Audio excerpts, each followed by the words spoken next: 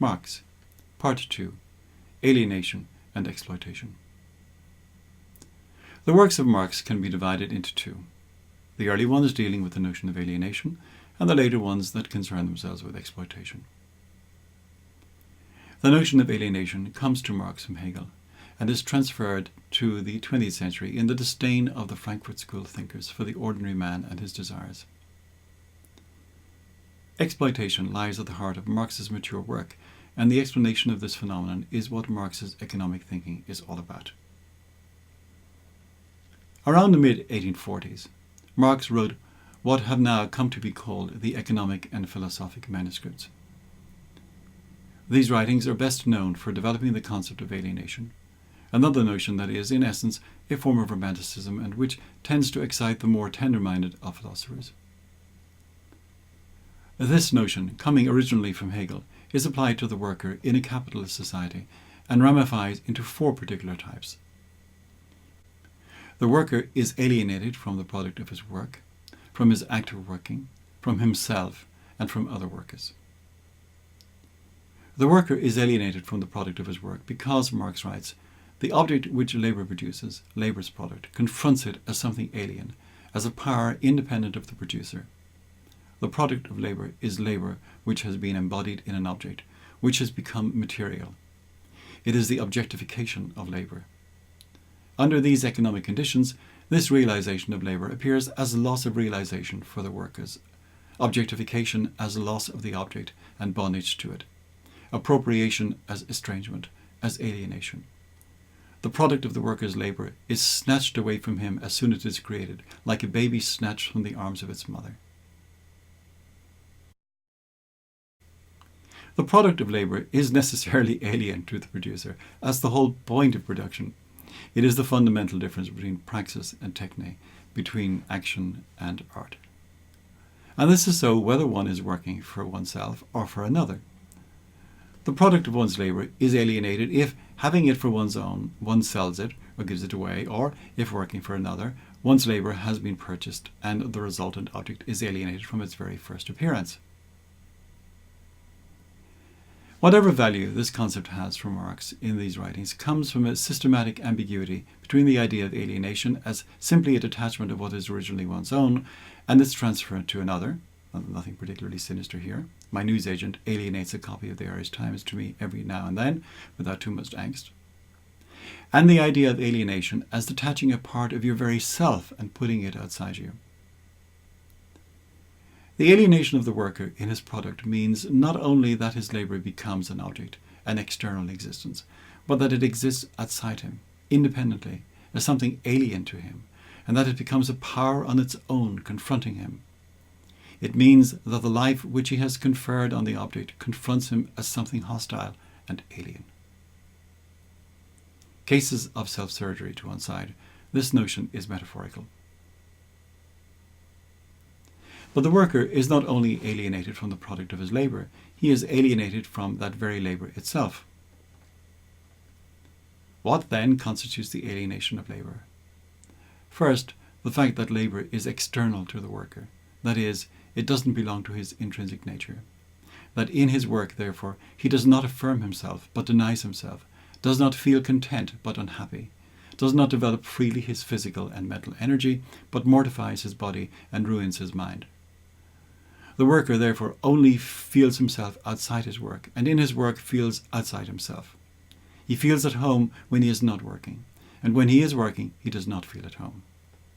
His labour is therefore not voluntary, but coerced. It is forced labour.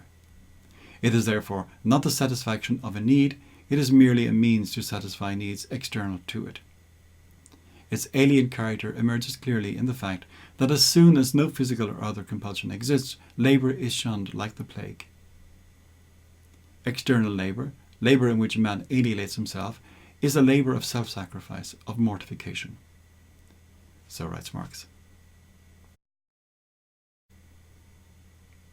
What this passage amounts to is very little more than the complaint that some of us find our work less than completely fulfilling.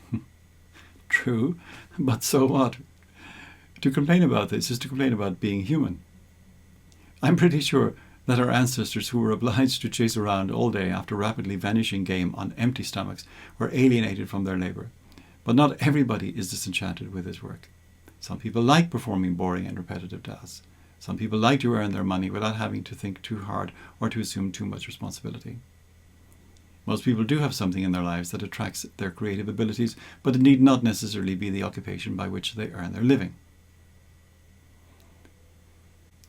The two other categories of alienation follow along the same tracks, and nothing essentially new is to be gathered from them.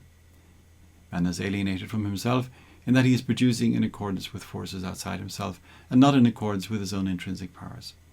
And man is alienated from other workers because the relationship of exchange, which as usual Marx understands in a zero-sum sense, takes the place of the satisfaction of mutual need.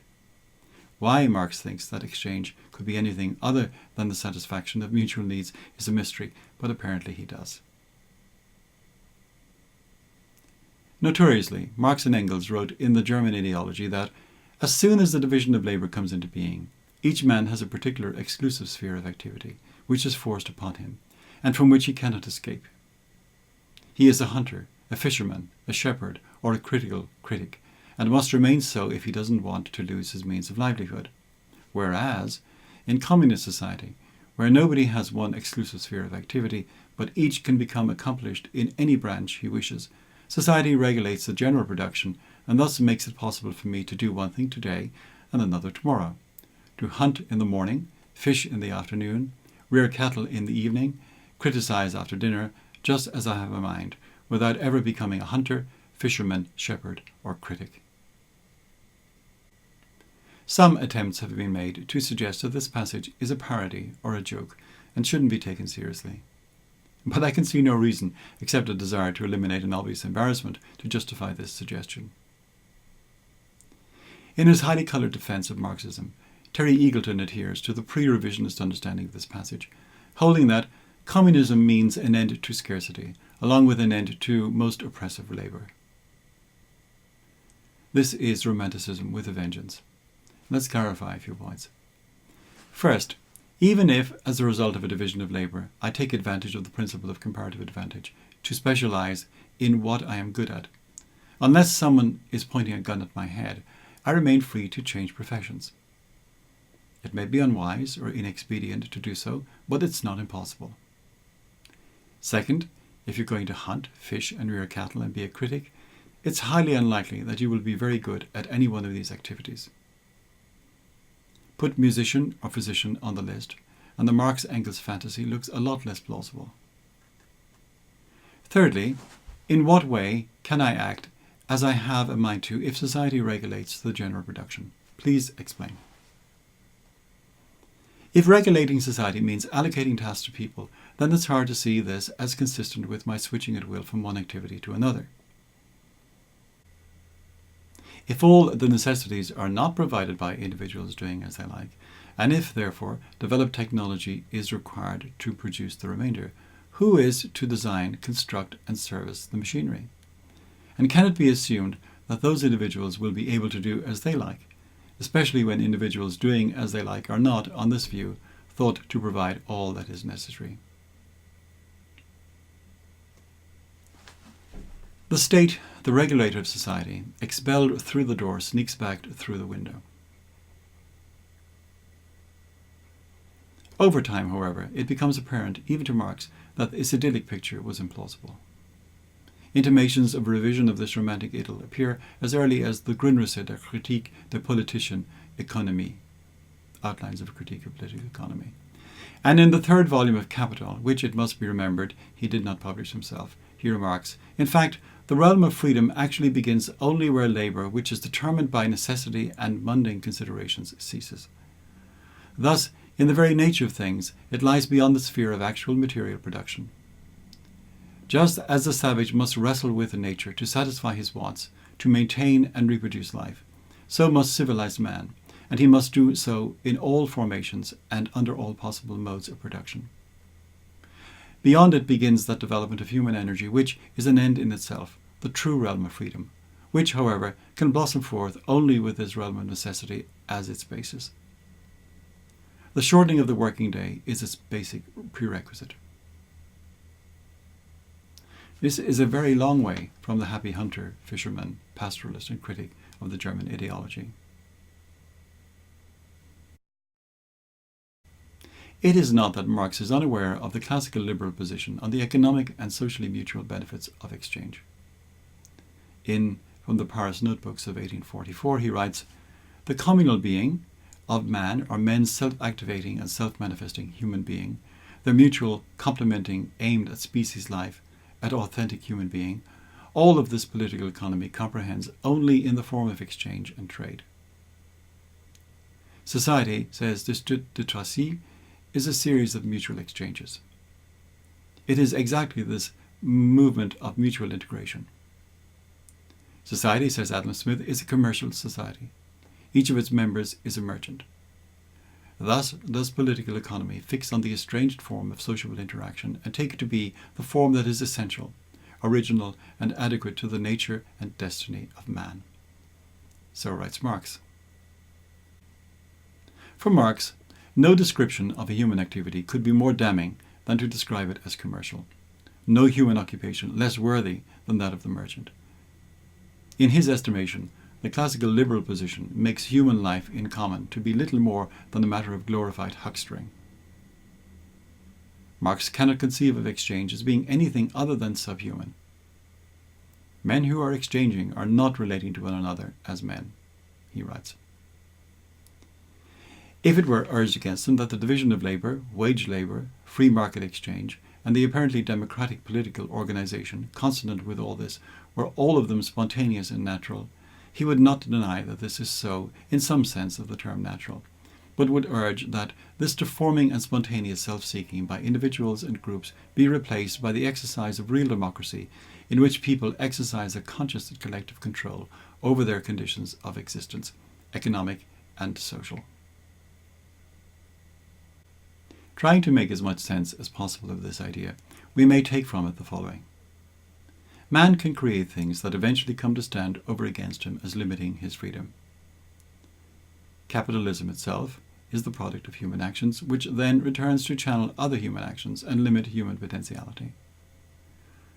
The division of labour, which removes us from an amateurish dabbling with many things to a professional concentration on what our abilities best suit us for, is, according to Marx, a bad idea.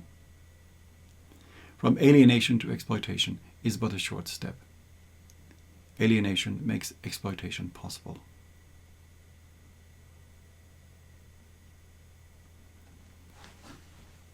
The history of all hitherto existing society is the history of class struggle. So begins the Communist Manifesto. The same sentiment, in almost the same words, had appeared in the writings of J.A. Blanqui some years before Marx and Engels wrote the Communist Manifesto. In all the revolutions, there have always been but two parties opposing each other, that of the people who wished to live by their own labour, and that of those who would live by the labour of others. Patricians and plebeians, slaves and freemen, Guelphs and Ghibellines, red roses and white roses, cavaliers and roundheads, liberals and serviles are only varieties of the same species, so writes Blanqui. In fact, the notion of the class struggle goes back even further than Blanqui, and Marx was to describe Augustin Thierry as the father of the class struggle. In any event, it doesn't really matter who invented the concept of class struggle or when it was invented. What concerns us is the use Marx makes of it.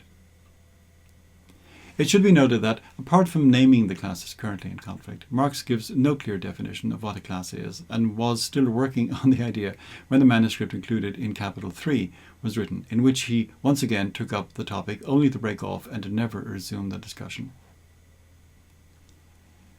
If there is a core to the idea of class, it has to be something along the lines of a distinction between a group of human beings that labours and produces, well, producers, and another group of human beings that lives off the work and product of the other, well, the consumers.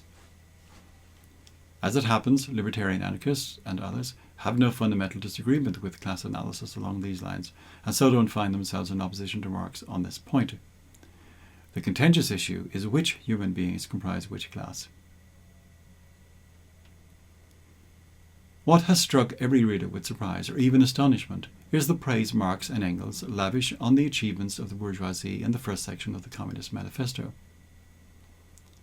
A full-blooded apologist could scarcely have written more fulsomely. The positive achievements of the bourgeoisie have been stunning, surpassing the building of the pyramids, Roman aqueducts, and Gothic cathedrals, providing cheap and plentiful commodities, creating a large number of huge towns dwarfing the cities of the classical and medieval eras, and, not least, rescuing a considerable part of the population from the idiocy of rural life. So write Marx and Engels. The short reign of the bourgeoisie has produced more massive and more colossal productive forces than have all preceding generations together.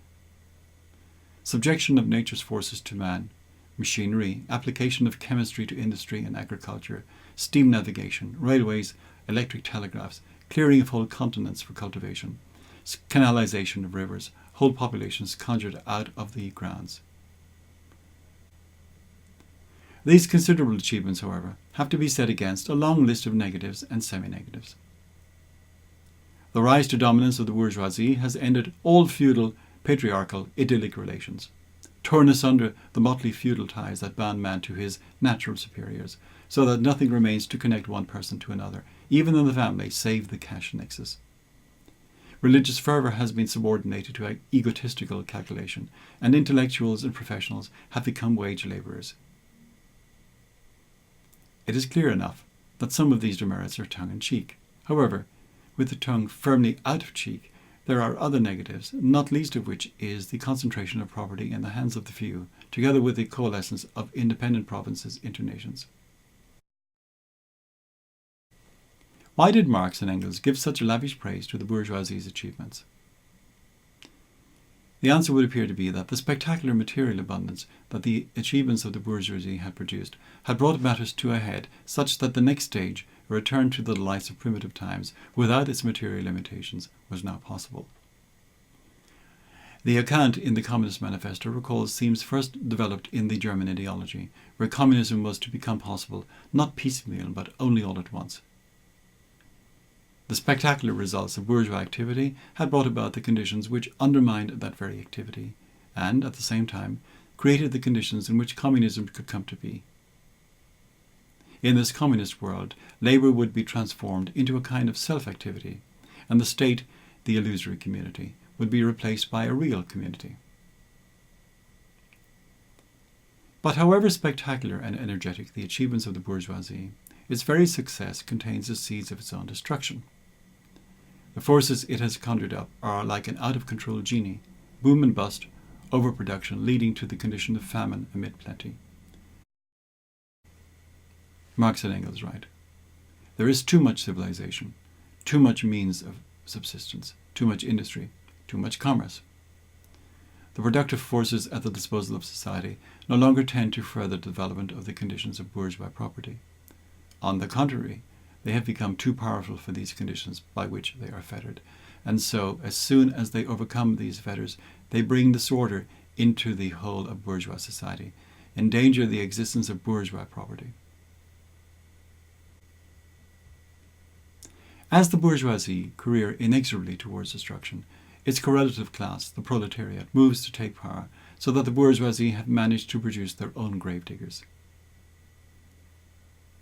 At this point, the topic shifts to the dehumanizing effect that work in the new bourgeois dispensation has upon the worker. This is, of course, alienation making its reappearance. The division of labour and the extensive use of machinery between them bring it about that work loses its individual character and its charm for the workman. It is hard not to see this theme as a return to romanticism. Yes, there may have been some people whose work was a pleasure, but these were the privileged few. One of the reasons why the cities grew to the extent that they did during the Industrial Revolution was that country people voted with their feet and deserted the idols of the countryside. So, what's to be done? The Communist Party, the organisers of the proletariat, must abolish private ownership of the means of production.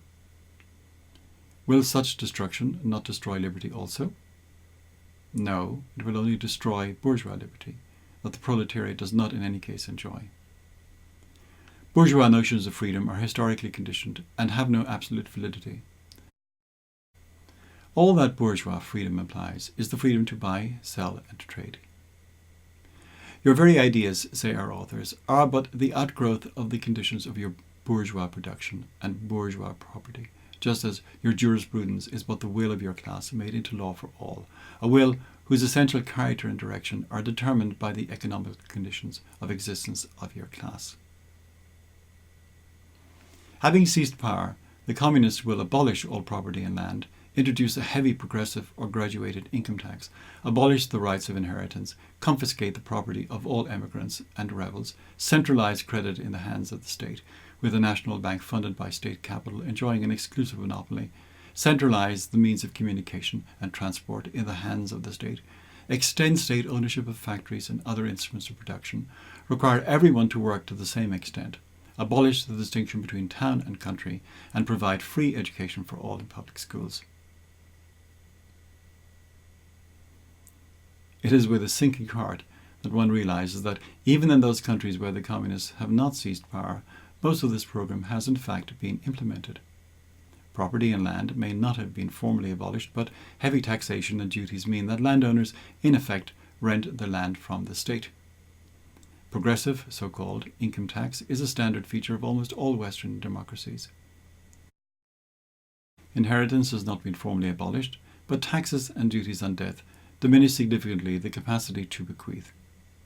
Central banks have, of course, become the organs of universal credit, producing intrinsically inflationary paper currency. Communications and transport are only now fitfully returning to semi-private ownership after a long period of ownership by the state. State ownership of business enterprises is no longer fashionable and is mercifully declining, but free indoctrination for all in public schools is well established. Eventually, all class distinctions will disappear, and with that, and the concentration of the means of production in the hands of the whole nation, public power will lose its political character. Goodbye state, hello stateless utopia. The seizure of the state by the proletariat, or its vanguard, the Communist Party, is easily believed. Given the stubborn facts of history, the dissolution of the state after such a seizure is less easy to believe. One of the ideas central to Marxism is that economics grounds politics and not the other way around. This idea can be found in Marx's writings as early as the Holy Family of 1845.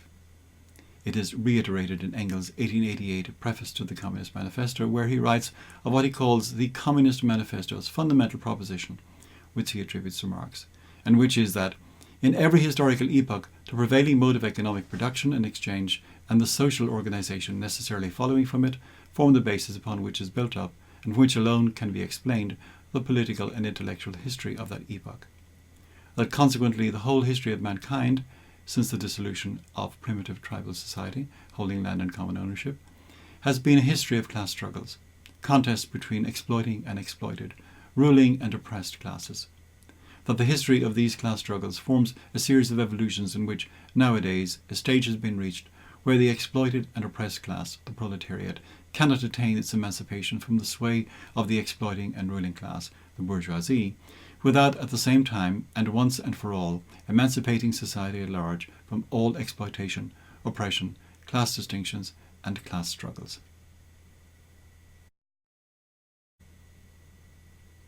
The main points of this fundamental principle are: 1. In every age, the dominant mode of economic production and exchange, together with its associated form of social organization, form a base upon which is constructed the political and intellectual life of that age. 2. Human history is constituted by a series of class struggles, forming a series up to the present. 3. The class struggle has now reached a stage in which the emancipation of the exploited class, the proletariat, will end all exploitation, oppression, class distinction, and class struggle. While Marx's Capital has achieved universal fame, even as the fame of the purchased but unread, Marx's economic theory is contained more succinctly in his earlier work, A Contribution to the Critique of Political Economy of 1859. In this short and clearly written piece, we find many of the most important themes of Marxism, presented with a commendable clarity and vigour.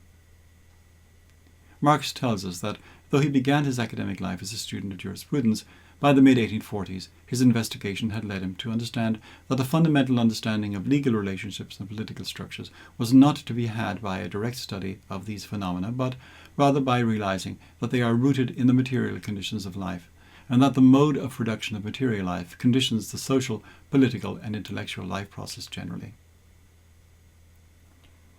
It is not the consciousness of men that specifies their being, but on the contrary, their social being that specifies their consciousness. The social being of men, in turn, is conditioned by the currently operative material productive forces. Change, when it comes from the bottom up, not down from the top. With the alteration of the economic foundation, the whole colossal superstructure is more or less rapidly transformed, writes Marx.